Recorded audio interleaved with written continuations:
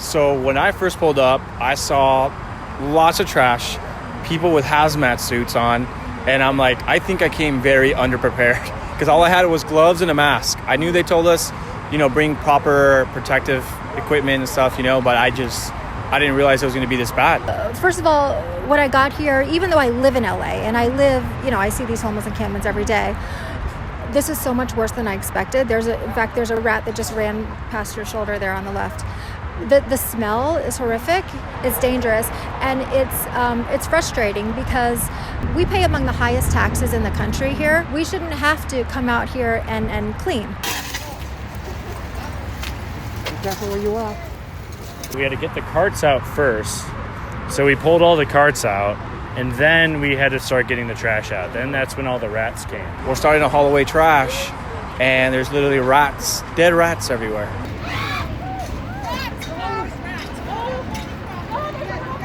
I mean, you have typhus, bubonic plague that are coming back in LA for the first time in the United States in I don't know how many years. It's a humans helping humans kind of thing.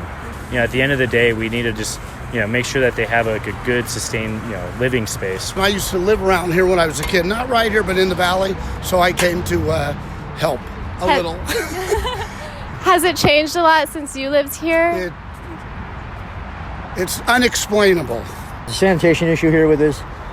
Been advocating trying to get trash dumpsters for several months now.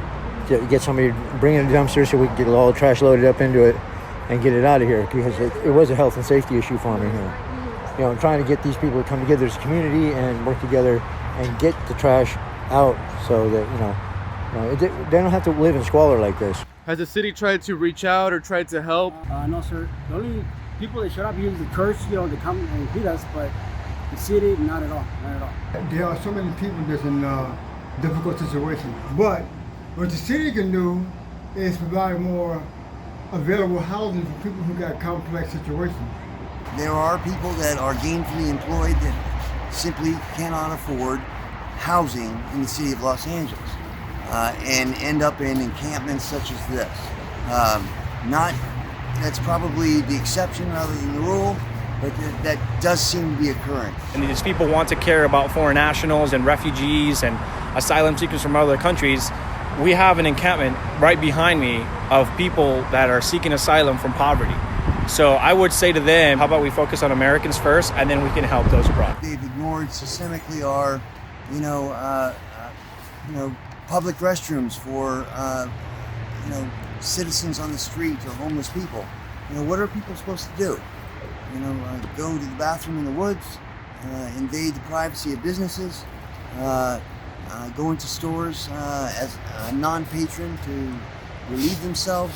It becomes problematic when you take the individual out of the equation and essentially it's all about the individual, They need to put aside these childish, hey, it's Democrat versus Republican or it's left versus right, and they do need to come together and come up with sensible solutions. And I do think that the homelessness is one of those things. What's maybe your thoughts of being here in Los Angeles? If I can have you pan for a second to this trash right here, that right there should show you that the city has been negligent. The city hasn't done enough. And this is something that the local businesses here, they've been complaining about the smell. They've been complaining about this trash.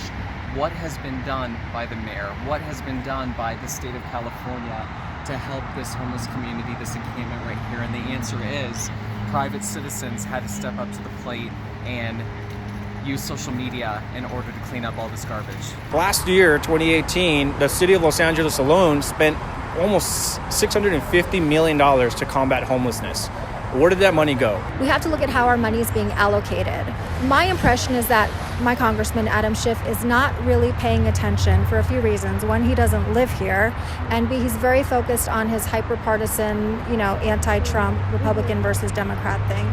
If he were really more focused on the district, he would ask, or he would look at how our federal funding, which he oversees, is being spent, being allocated in our district, because it's not necessarily a lack of money, but it's a lack of smart money. It's not being spent in the right way. I think that a lot of people are misinformed on exactly what Trump is actually doing. It's not that he doesn't want to help. Obviously, it sounds very bad when you read a headline, hey, Trump's not going to give the funds to Gavin Newsom in California to fight homelessness.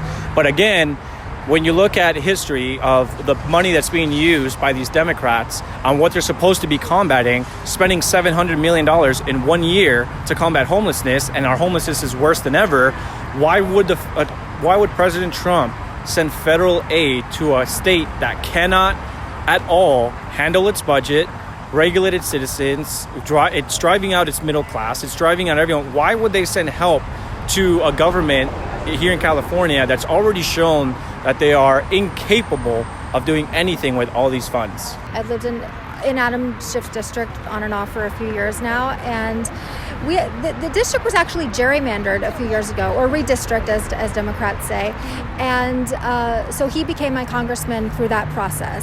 And since he became my congressman, he's passed 0 bills, and the homelessness has increased 40%. I do think that there is that middle ground where Democrats and Republicans can work together, and I think that's something that we need to make more aware that, hey, by you guys always fighting each other and trying to divide this country further and further, we're not accomplishing anything. I mean, really, like in California, it's a very deep blue state and nothing's getting done. I would assume that with Democrats pushing a lot of these progressive policies, that their states like this one would really look super progressive and be a beacon for other states to follow, but really we're a beacon of what not to do. And what is your message today to not only average readers or viewers, but also to politicians? Let's just look into challenging Jones versus LA. So Jones versus LA made it legal to sleep on the sidewalk and have tents. So if we made it where, you know, it was an ADA violation, for example, so you have American Disability Act. So you have, you know, you need to have wheelchair access on the sidewalks, for example. So that's one way to challenge it so that we don't have people sleeping on the street. And then Prop 47. People need to read up on why they voted for Prop 47, because a lot of people aren't aware that it released all these people onto the streets that were invading homes, invading cars. You know, if you were a drug offender, or even if you stole something less than $950 in value versus $150 what it used to be. So, you know, people just need to be more aware as to why the homeless issue has literally at least quadrupled in the past 4 years. You know, the numbers are outrageous. We're getting taxed left and right all the time. They just tried to pass Measure EE, which is going to be a property tax for the next 12 years. They're trying to tax us to death.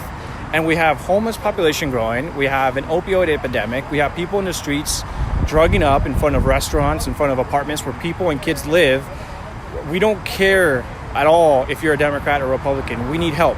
And again, like, that's why we're out here, because we're so tired of sitting at home, watching these politicians do nothing, make empty promises, and there's people suffering in the streets. It was President Trump's tweet that inspired me. You know, he called out the city of Baltimore and brought national attention to it. And so when everybody was doing so much talking, nobody was taking action. I said, I'm going to go do it myself, even if it's just me on a street corner. So I just never stopped. That was in August that we did the first Baltimore cleanup. We went back a second time. Now we're here in Los Angeles. But this is different. I was not wearing a hazmat suit in Baltimore, but this was a much different situation, not only because this was twice to 3 times as much trash as West Baltimore, but we're dealing with different situations, like, for example, typhus. And some people are even saying the bubonic plague might even be something here. So we wanted to make sure our volunteers were 100% safe. Gloves, masks, hazmat. Contrary to popular belief, we do care about the environment. As you can clearly see, we're out here. There's a bunch of people with their MAGA hats. There's a lot of Republicans, conservatives, maybe even some people that don't necessarily identify as conservative or Republican or as a Trump supporter. But this is a cause that I see and that I've seen firsthand that activates a lot of people for the cause. This is something that you don't have to be politically involved in order to want to make a difference. And my message to the people that are going to watch and listen to this story is, I'm a private citizen. So imagine if each of us all across the country started to clean up our local communities. Oh my gosh, we don't need the government. We can do it ourselves as private citizens. What do you think of these people coming out and you know, cleaning up and taking their time to I volunteer? think they're angels. They're angels, you said? I think they're angels. You know, we're private citizens, but we're doing this all across the country. We've been to Baltimore twice, Newark, New Jersey, LA now. We're going back to Baltimore. We're doing Philly. This is something that we'd like to see do nationwide and go all across the country. So if people want to get involved, scottpresler.org to volunteer, and we're going to have more cleanups that people can do. Any last words for the volunteers? Keep up the good work because you're giving a lot of hope and a lot of faith to a lot of homeless people.